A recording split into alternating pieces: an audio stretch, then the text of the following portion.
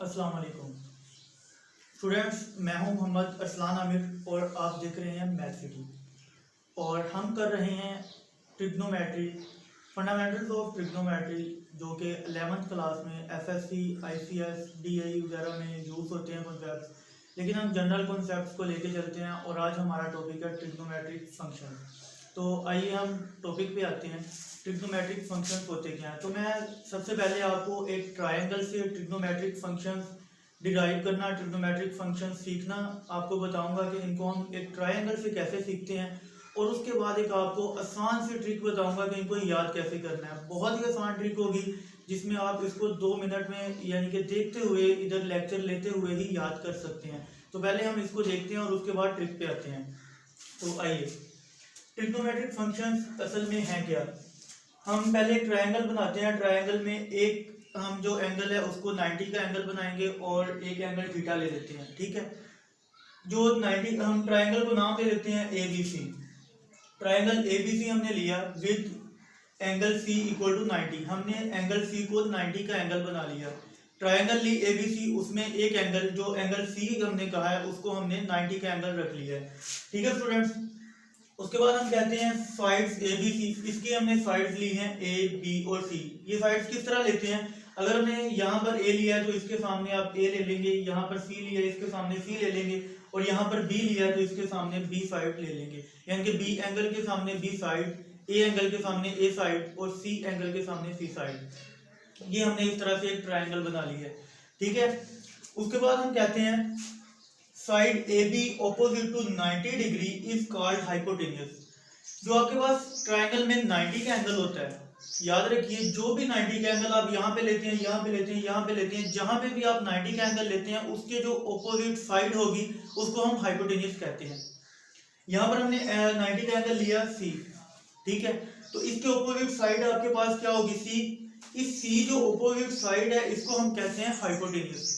Triangle में जो भी आप 90 का एंगल लेते हैं, चाहे A हो, B हो, C हो, जो भी आप 90 का एंगल लेंगे उसकी ऑपोजिट साइड को हम क्या कहेंगे, हाइपोटेन्यूस, ठीक है।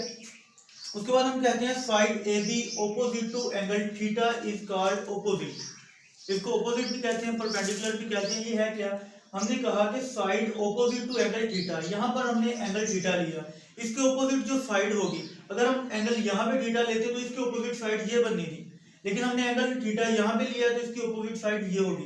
इसके ऑपोजिट साइड को हम क्या कहते हैं, ऑपोजिट भी कहते हैं, इसको परपेंडिकुलर भी। Theta is called adjacent.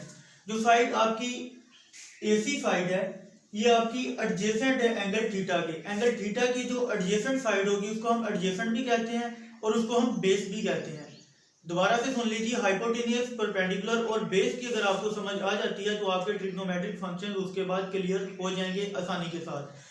इसको बेस, परपेंडिकुलर और हाइपोटेन्यूस को आप दोबारा से एक दफा देख लीजिए कि जो एंगल 90 के ऑपोजिट साइड होती है, 90 के एंगल के ऑपोजिट साइड को हम कहते हैं हाइपोटेन्यूस। उसके बाद आप एंगल थीटा के जो ऑपोजिट साइड होती है उसको हम ऑपोजिट भी कहते हैं और परपेंडिकुलर भी कहते हैं। एंगल थीटा आप जहां पे भी ड्राइव करें, यहाँ पे एंगल थीटा ले लें, आप यहाँ पे ले लें, उसके जो ऑपोजिट साइड होगी उसको हम ऑपोजिट या परपेंडिकुलर कहेंगे। थर्ड पॉइंट पे आते हैं angle AC adjacent to angle theta. Angle theta आप जहां पे भी लें उसके जो साइड एडजेसेंट होगी, एडजेसेंट साइड को हम या तो एडजेसेंट कहेंगे और या फिर बेस कहेंगे, हम दोनों कह सकते हैं इसको, ठीक है। आपको हाइपोटेन्यूस, बेस और परपेंडिकुलर की समझ आ गई होगी। उसके बाद हम आते हैं एंगल्स की तरफ, ट्रिग्नोमेट्रिक फंक्शंस की तरफ। के ट्रिग्नोमेट्रिक फंक्शंस जो हमारे पास 6 ट्रिग्नोमेट्रिक फंक्शंस होते हैं, sine theta, cos theta, tan theta, cosecant theta, secant theta और उसके बाद कोट थीटा। ये जो 6 ट्रिग्नोमेट्रिक फंक्शंस हैं इनको हम इस ट्रायंगल से कैसे फाइंड करते हैं वो अभी हम आपके सामने करते हैं। सबसे पहले हम बात करते हैं साइन थीटा की। तो साइन थीटा इक्वल होता है ऑपोजिट ओवर हाइपोटेनस, या इसको आप कह सकते हैं परपेंडिकुलर ओवर हाइपोटेनस। हम यहाँ साथ साथ लिखते जाते हैं sine theta equal to opposite, या इसकी जगह परपेंडिकुलर लिख सकते हैं, ओवर हाइपोटेनस। उसके बाद आते हैं कोस थीटा पे।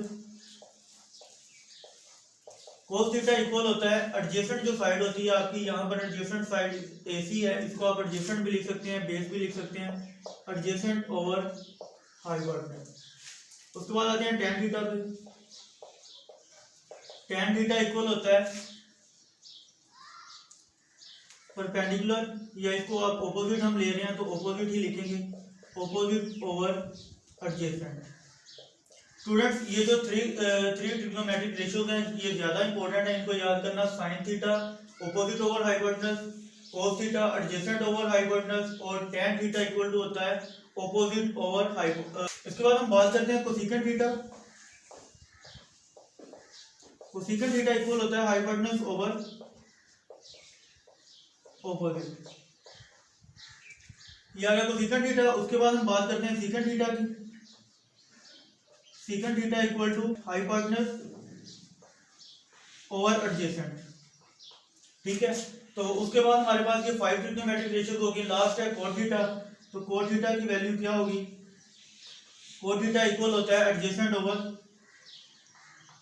ऑपोजिट, ठीक है स्टूडेंट्स। ये आपके पास 6 ट्रिग्नोमेट्रिक रेशियोज हैं। sin theta equal to opposite over hypotenuse, cos theta equal to adjacent over hypotenuse, tan theta equal to opposite over adjacent, cosecant theta equal to hypotenuse over opposite, secant theta equal to hypotenuse over adjacent, और cot theta equal to adjacent over opposite. अब इन 6 trigonometric ratios का आपस में क्या relation है और इनको हमने याद कैसे करना है। अब हम आते हैं इस ट्रिक की तरफ, इस रिलेशन की तरफ कि इनका आपस में क्या रिलेशन है। स्टूडेंट्स आप देख रहे हैं sin theta equal to opposite over hypotenuse, और इसी के साथ ही आप यहाँ पर देखें ऑपोजिट ओवर हाइपोटेनस है, तो यहाँ पे आप देखें cosecant theta equal to hypotenuse over opposite है।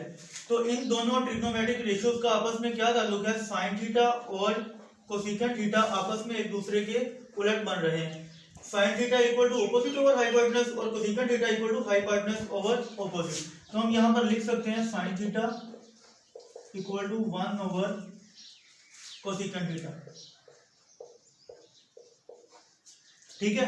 इस बात की समझ आ गई कि इन दोनों का आपस में कैसे रिलेशन बनता है। ये ऑपोजिट ओवर हाइपोटेनस है और cosecant theta hypotenuse over opposite है, तो इसको हम लिख सकते हैं sin theta equal to 1 over cosecant theta. अब सेकंड की तरफ आते हैं, cos theta equal to adjacent over hypotenuse, और इसका देखते हैं किसके साथ रिलेशन बन रहा है। cos theta equal to adjacent over hypotenuse है, तो हम देखते हैं secant theta equal to hypotenuse over adjacent है। सेम जैसे हमने ये sin theta equal to 1 over cosecant theta लिखा, हम यहाँ पर लिख सकते हैं cos थीटा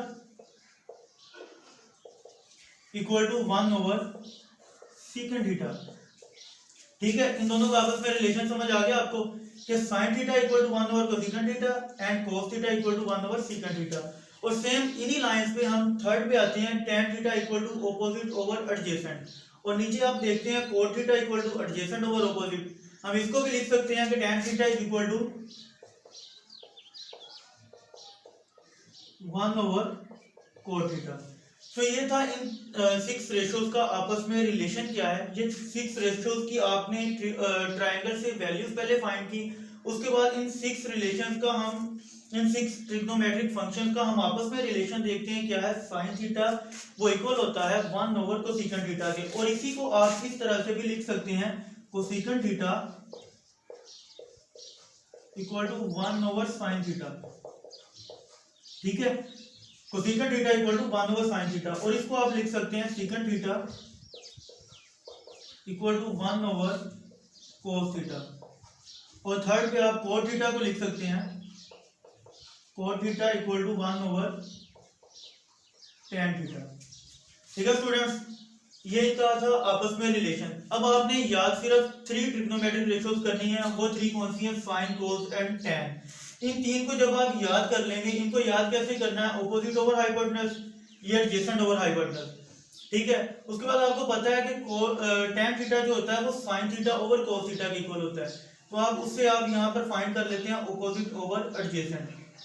अब आपने ये तीनों याद कर ली, उसके बाद आपने सिंपली इनको याद करने की जरूरत नहीं है। जब ये तीनों याद कर ली तो आपको पता है इन रिलेशंस के साथ कि sin थीटा इक्वल होता है 1 ओवर कोसेकेंट के, ठीक है। तो आप सिंपली यहाँ पर अगर आपने sin थीटा की वैल्यू याद कर ली है कि ऑपोजिट ओवर हाइपोटेनस है, तो सिंपली कोसेकेंट थीटा की इसके ऑपोजिट हो जाएगी हाइपोटेनस ओवर ऑपोजिट, ठीक है। इसी तरह अगर आपने याद कर लिया cos theta equal to adjacent over hypotenuse, तो आपको इस रिलेशन के साथ पता है adjacent over hypotenuse over adjacent आ जाएगा, ठीक है। इन 6 रेशियोज को आपको याद करने की जरूरत नहीं है, आपने जस्ट ये 3 रेशियोज याद करनी है और इन रिलेशन का आपको पता है, इन रिलेशन को याद करने से आप इन 6 ट्रिग्नोमेट्रिक रेशियो फंक्शंस को इस आसानी के साथ याद कर सकते हैं। ठीक है स्टूडेंट्स, उसके बाद एक और रिलेशन जो हमारा रह गया वो यहाँ पर बनता है tan theta equal to sin theta over cos theta. यहाँ पर आप देखते हैं कि जो tan थीटा हमने लिखा ऑपोजिट ओवर एडजेसेंट, तो ये इन दोनों को sin theta over cos theta को डिवाइड करने से आपके पास आता है tan theta is equal to sin theta over cos theta. ठीक है, तो इसी तरह के कुछ और रिलेशंस भी हैं जो इन्हीं से आप डिराइव कर सकते हैं। आप लिख लेते हैं यहाँ पे cot theta is equal to cos theta over sin theta. ठीक है स्टूडेंट्स, ये आपके पास थे ट्रिग्नोमेट्रिक फंक्शन। ये 6 ट्रिग्नोमेट्रिक फंक्शंस हैं जिनको हमने ट्रायंगल के साथ हमने इनको समझा, इनको देखा कि ये कैसे ट्रायंगल से हम 6 ट्रिग्नोमेट्रिक फंक्शंस लिखते हैं, और उसके बाद हमने इनका आपस में रिलेशन देखा कि इनका आपस में क्या रिलेशन है, ये किस तरह आपस में रिलेशन के साथ हम याद कर सकते हैं। तो उम्मीद करता हूँ कि आपको इसकी अच्छे से समझ आ गई होगी, लेकिन अगर फिर भी किसी भी पॉइंट की किसी भी स्टेप की आपको नहीं समझ आई, नेक्स्ट लेक्चर में आपको एक ऐसी ट्रिक दूंगा जिसके जरिए आप बड़ी आसानी के साथ इन ट्रिग्नोमेट्रिक फंक्शंस की तमाम एंगल्स के लिए वैल्यूज का जो टेबल होता है वो बड़ी आसानी के साथ डिराइव कर सकते हैं, बड़ी आसानी के साथ उस टेबल को कंस्ट्रक्ट कर सकते हैं। इनकी वैल्यूज जैसे sin 90, sin 30, cos 90, cos 30, 60, ये जो आपके पास ट्रिग्नोमेट्रिक फंक्शंस की जो वैल्यूज होती हैं 0 के लिए, 90 के लिए, 30 के लिए, 45 के लिए, 60 के लिए, इनको आप बड़ी आसानी के साथ याद कर सकते हैं। इनको बल्कि याद भी नहीं करना पड़ेगा, आप एक टेबल कंस्ट्रक्ट करते हैं और वो टेबल कंस्ट्रक्ट करने की भी आपको ट्रिक दूंगा जिसके जरिए आप 2 मिनट में वो टेबल कंस्ट्रक्ट कर सकते हैं। उसको कंस्ट्रक्ट करते करते आपको यहाँ पर समझते हुए ही वो याद भी हो जाएगा। तो तब तक के लिए आप हमारे चैनल के साथ जुड़े रहिएगा, हमारी नेक्स्ट वीडियो का इंतजार कीजिएगा, हम आपके लिए लेके आएंगे बहुत ही आसान trick. Okay, thanks for watching, don't forget to subscribe.